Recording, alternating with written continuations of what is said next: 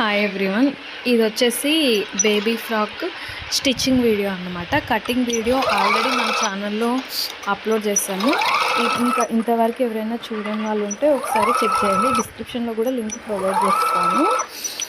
ఇది వచ్చేసి మనము లైనింగ్ ఫ్యాబ్రిక్ కట్ చేసుకున్న తర్వాత మెజర్మెంట్స్తో ఇలా మెయిన్ ఫ్యాబ్రిక్ పైన పెట్టి కట్ చేసుకొని స్టిచ్ చేస్తున్నాం అనమాట.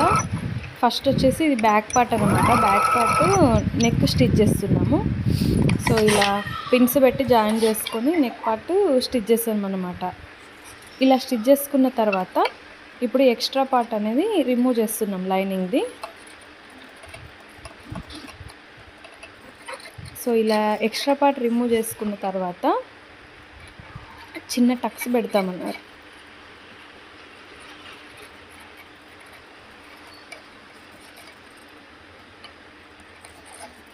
సో ఇలా కట్ చేసుకొని మనకి రౌండ్ ఉంది కాబట్టి ఇలా చిన్న కట్స్ పెట్టుకున్న తర్వాత రివర్స్లో తీసుకోవాలన్నమాట. ఫోల్డింగ్ రివర్స్లోకి తీసుకొని ఇలా ఒక స్టిచ్ వేసుకోవాలి.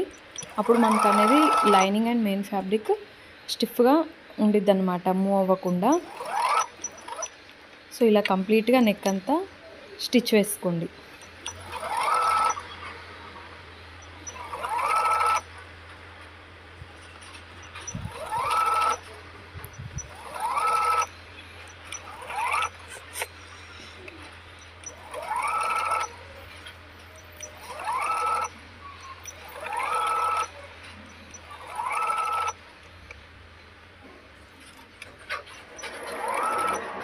ఇలా కంప్లీట్గా నెక్ స్టిచ్ చేసాం. ఇప్పుడు ఇలా నెక్ స్టిచ్ అయిన తర్వాత ఫ్యాబ్రిక్ని అంతా ఒకసారి నీట్గా ముడతలు లేకుండా నీట్గా అనుకున్న తర్వాత షోల్డర్ ఇంకా waist complete lining and main ఫ్యాబ్రిక్ని ఇలా జాయిన్ చేసుకోవాలి.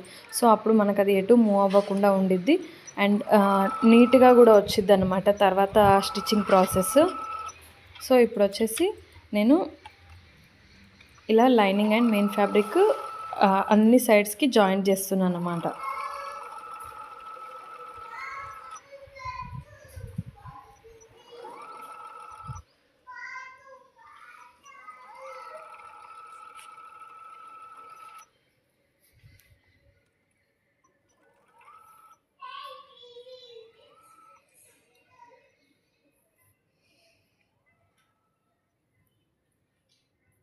సో ఇప్పుడు మన బ్యాక్ పార్ట్ అనేది రెడీ అయిపోయింది కంప్లీట్గా.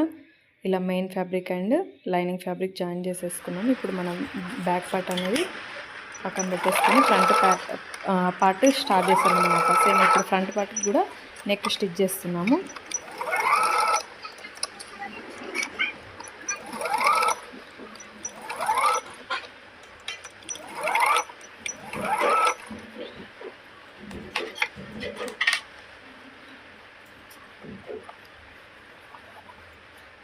సో ఇప్పుడు ఇలా మెయిన్ ఫ్యాబ్రిక్ని కట్ చేసుకొని నెక్ షేప్లో సేమ్ ఇందాకట్లాగా బ్యాక్ సైడ్ దానికి తీసుకున్నట్టే చిన్న కట్స్ పెట్టుకొని ఫ్యాబ్రిక్ని రివర్స్ చేస్తామన్నమాట. రివర్స్ చేసి స్టిచ్ వేసుకుంటాము. సో మనము నెక్ ప్యాటర్న్ అనేది ఏది తీసుకుంటామన్న దాన్ని బట్టి స్టిచ్చింగ్ ఉంటుంది అనమాట. సో ఇలా నెక్ ఇప్పుడు రివర్స్ చేసుకొని మళ్ళీ ఒక స్టిచ్ వేస్తున్నాము, ఎందుకంటే ఇది స్టిఫ్గా ఉండడం కోసం అనేసి.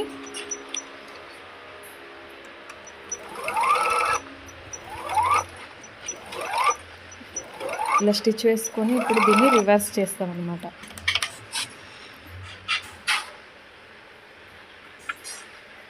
ఇలా రివర్స్ తీసుకున్న తర్వాత ఒకసారి క్లాత్ని అంతా కూడా ఇలా నీట్గా సెట్ చేసుకోవాలి. ఇలా సెట్ చేసుకొని మళ్ళీ ఒక స్టిచ్ వేసుకుంటే ఇంకప్పుడు పర్ఫెక్ట్గా ఉండిద్ది అన్నమాట నెక్ అనేది.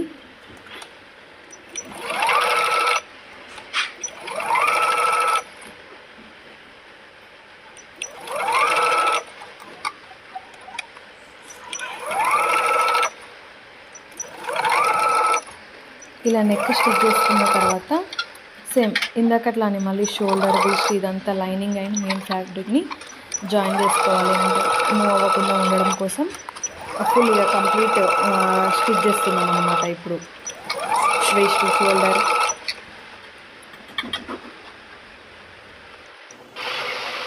ఇది వచ్చేసి ఫ్లేర్ మన కుచ్చుల పార్ట్ అన్నమాట. ఈ కుచ్చుల ఫ్యాబ్రిక్ని మెయిన్ ఫ్యాబ్రిక్కి కింద ఫోల్డ్ చేస్తున్నాను అన్నమాట.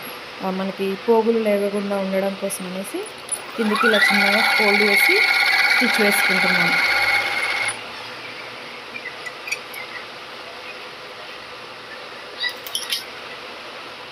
ఇలా ఒక సైడు ఫోల్డ్ చేసి స్టిచ్ చేసుకోవాలి. ఇంకొక సైడ్ మనము కుచ్చులు పెట్టుకుంటాం అనమాట. ఇది కిందికి వచ్చే పార్ట్ అన్నమాట.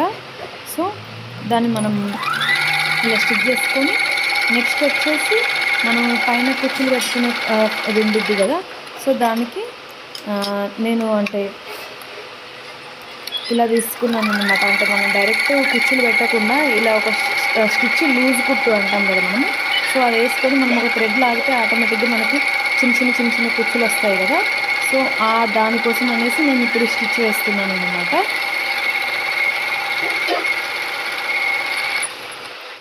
ఇలా కట్ చేసుకున్న తర్వాత ఇది ఇంకొక ఫోల్డ్ అన్నమాట. సో ఇలా మనం ఒక థ్రెడ్ లాగితే ఇందాక స్టిచ్ చేసుకున్నాం కదా. సో ఇలా ఒక థ్రెడ్ లాగితే మనకి ఇలా చిన్న కుచ్చులు వస్తాయి అన్నమాట. చూడండి ఇలా. సో ఇప్పుడు ఇలా కుచ్చులు పెట్టుకున్న తర్వాత మన వీస్ట్ ఎంత అయితే ఉండిద్దో అది ప్లస్ మనం కుచ్చులు పెట్టుకున్నది చెక్ చేసుకోవాలి ఈక్వల్గా ఉందా లేదా అని. ఇక్కడ చూస్తుంటే నేను లైనింగ్ ఫ్యాబ్రిక్కి కూడా సేమ్ ఇలానే కుచ్చులు పెట్టుకున్నాను. మెయిన్ ఫ్యాబ్రిక్కి లైనింగ్ ఫ్యాబ్రిక్కి కూడా. ఇప్పుడు మెయిన్ ఫ్యాబ్రిక్ అండ్ లైనింగ్ ఫ్యాబ్రిక్ని జాయింట్ చేస్తున్నాను. ఇక్కడ చూడండి ఇలా మనం ఒక స్టిచ్ చేసుకొని థ్రెడ్ లాగడం వల్ల ఇలా చిన్న కుచ్చులు వచ్చాయన్నమాట. ఇవి చాలా నీట్గా ఉంటాయన్నమాట. సో ఇప్పుడు ఈ main fabric and lining fabric ఈ రెండు జాయిన్ చేస్తున్నాను.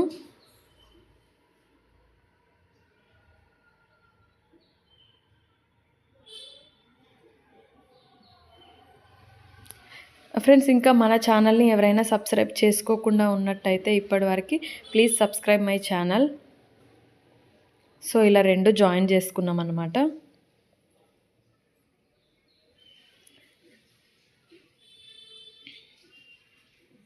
సో ఇప్పుడు మన కుచ్చుల పాట రెడీ అయిపోయిందన్నమాట కిందకి.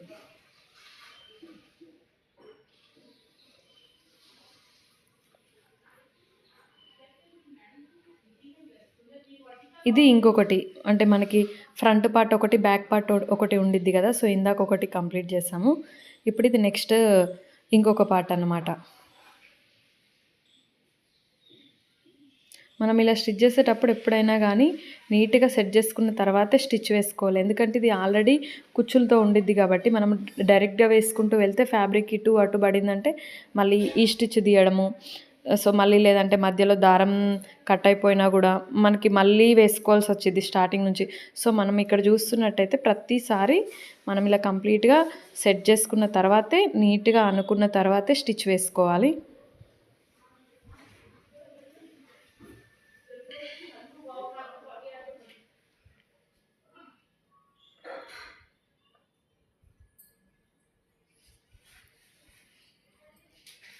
సో మనకి కుచ్చుల పార్ట్ ఫ్రంట్ బ్యాక్ రెండు రెడీ అయిపోయాయి. సో ఇప్పుడు ఇది వచ్చేసి మనము జాయిన్ చేస్తున్నాం అన్నమాట వీస్ట్కి.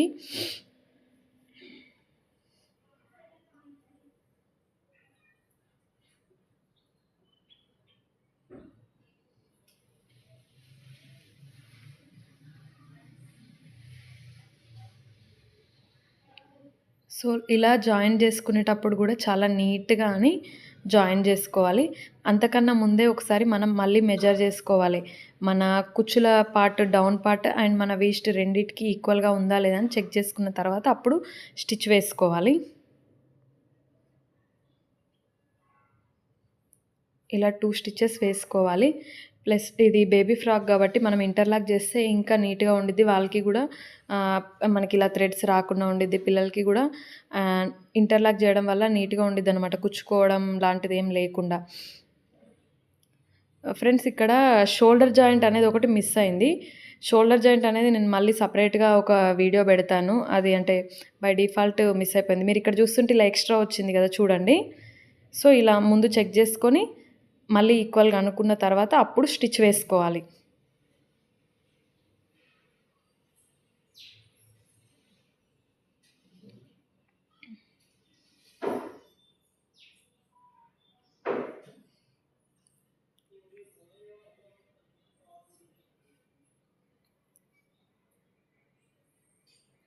ఇది వచ్చేసి హ్యాండ్స్ అన్నమాట. హ్యాండ్స్‌కి కిందకి ఫోల్డ్ చేసి ఒక స్టిచ్ వేస్తున్నానన్నమాట.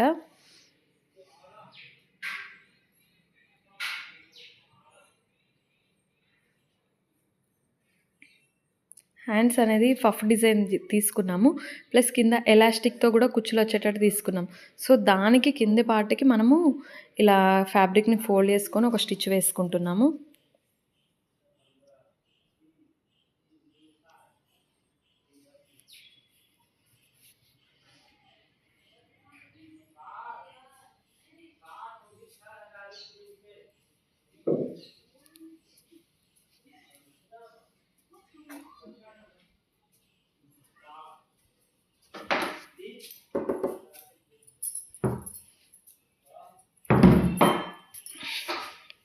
సో, ఇలా ఇది వచ్చేసి ఏంటంటే మనకి హ్యాండ్స్ పఫ్ హ్యాండ్స్ పెడుతున్నాం కదా! సో, కుచ్చులు పెట్టుకోవడం కోసం అనేసి మన ఆర్మ్ హోల్‌ని ఒకసారి మెజర్ చేసుకొని మనం ఇలా మార్క్ చేసుకోవాలి. మార్క్ చేసుకొని ఎక్స్ట్రా ఫ్యాబ్రిక్ అంతా కూడా మనం ఇలా కుచ్చులు పెట్టుకోవాలి.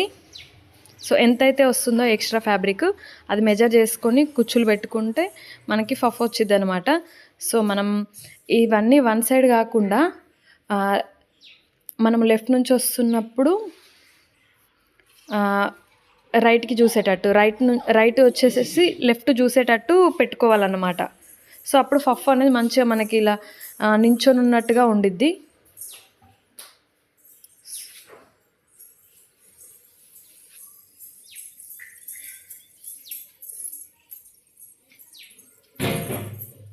సో, చూడండి ఇక్కడ పఫ్ ఎంత నీట్‌గా వచ్చిందో ఇలా పెట్టడం వల్ల మనం.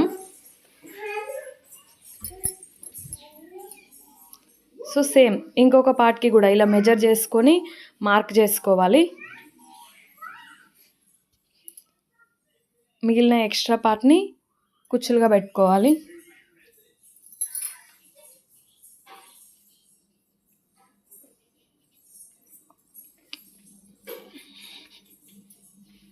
సో, ఇలా పెట్టుకున్న తర్వాత మిడిల్ పాయింట్ మార్క్ చేసుకొని మనము స్లీవ్స్ అటాచ్ చేసుకోవాలన్నమాట. మన ఆర్మ్ హోల్ మన షోల్డర్ దగ్గర షోల్డర్ పాయింట్‌కి మన మిడ్ పాయింట్‌కి మార్క్ చేసుకొని సెట్ చేసుకొని ఈక్వల్‌గా వస్తుందా లేదా చూసి అప్పుడు స్టిచ్చింగ్ స్టార్ట్ చేసుకోవాలి. మనం అలా పెట్టుకున్న కూడా సమ్‌టైమ్స్ మనకు అప్పుడప్పుడు మిస్టేక్ అవుద్ది. అప్పుడు మళ్ళీ తీసేసి మళ్ళీ ఎగ్జాక్ట్‌లీ మార్కింగ్ చూసుకొని స్టిచ్ చేసుకోవాలి. సో, ఇక్కడ ఇప్పుడు మనం హ్యాండ్స్ జాయిన్ చేస్తున్నాము.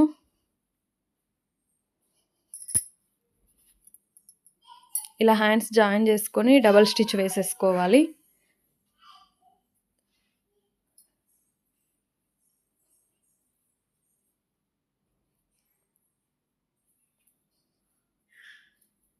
హ్యాండ్స్ ఎప్పుడే కానీ ఎండింగ్ పాయింట్ నుంచి స్టార్ట్ చేసి మళ్ళీ నెక్స్ట్ చివరి ఎండ్ పాయింట్ వరకు స్టిచ్ చేయకుండా మనం ఇలా మిడిల్‌లో పాయింట్ చేసుకొని ఆ మిడిల్ పాయింట్ నుంచి ఎదర్ లెఫ్ట్ ఆర్ రైట్‌కి స్టిచ్ చేసుకొని మళ్ళీ అక్కడ నుంచి స్టార్ట్ చేసి మళ్ళీ లెఫ్ట్ నుంచి స్టార్ట్ చేస్తే రైట్‌కి, రైట్ నుంచి స్టార్ట్ చేస్తే లెఫ్ట్‌కి అలా వేసుకుంటే అప్పుడు మనకి ఇంకా పర్ఫెక్ట్‌గా వస్తాయన్నమాట.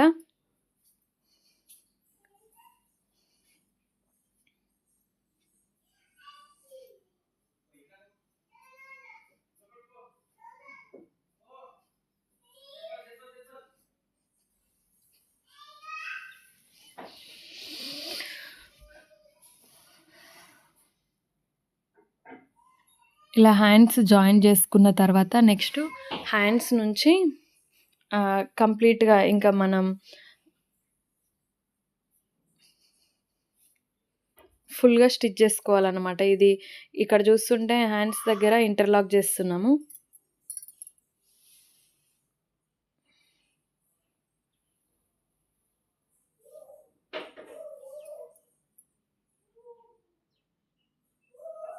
ఇది వీస్ట్ దగ్గర కూడా ఇంటర్లాక్ చేసేస్తున్నాం.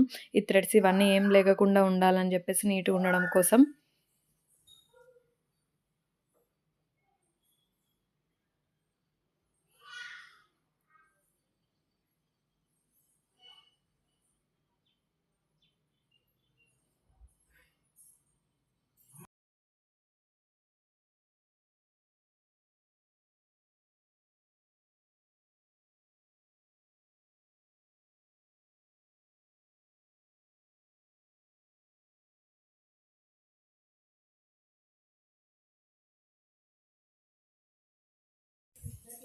ఇది వచ్చేసి మనము హ్యాండ్స్కి కింద కుచ్చులు రావడం కోసం అనేసి ఎలాస్టిక్ యూజ్ చేస్తున్నాం అనమాట. ఎలాస్టిక్ కుచ్చులు కోసం అనేసి నార్మల్గా పెట్టకుండా ఇలా ఎలాస్టిక్ యూజ్ చేస్తున్నాం హ్యాండ్స్ దగ్గర.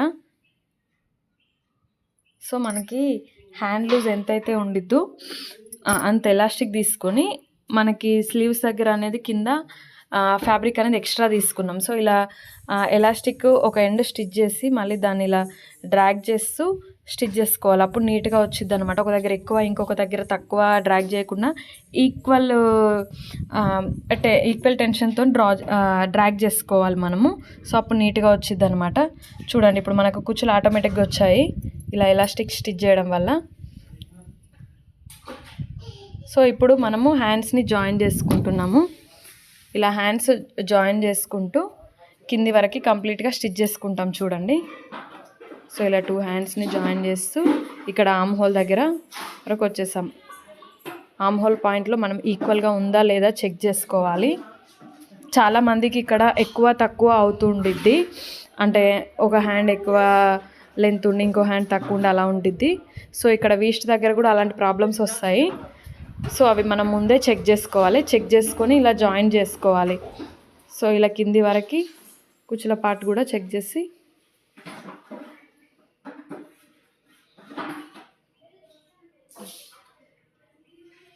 ఇలా స్టిచ్ వేసేసుకోవాలి కంప్లీట్గా కింది వరకు. సో ఇక స్టిచ్చింగ్ అనేది కంప్లీట్ అయిపోయినట్టే ఇంతటితో. ఫ్రెండ్స్ ఇంకా మన ఛానల్ ఎవరైనా సబ్స్క్రైబ్ చేసుకోకుండా ఉంటే please subscribe my channel. Thank you for watching.